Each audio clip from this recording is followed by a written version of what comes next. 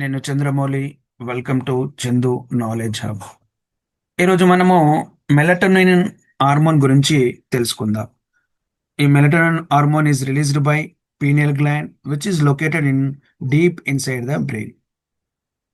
So ఈ melatonin hormone అనేది sleep Wake సైకిల్ను, సర్కాడియం రిథమ్ను రెగ్యులేట్ చేస్తుంది. సో నైట్ టైంలో మనము ఎక్కువగా మొబైల్ ఎక్స్పోజర్ కావడం వల్ల మెలటోనిన్ హార్మోన్ అనేది రిలీజ్ అనేది తక్కువ అవుతుంటుంది. సో ఈ తక్కువ అవడం వల్ల మనకు స్లీప్ డిస్టర్బెన్సెస్ అనేటివి ఏర్పడతాయి. సో మొబైల్ ఫోన్స్ అంటే ఎక్కువ నైట్ టైంలో మనము పడుకునే ముందు చూడడం వల్ల హెల్త్ ఇష్యూస్ ఏర్పడతాయి.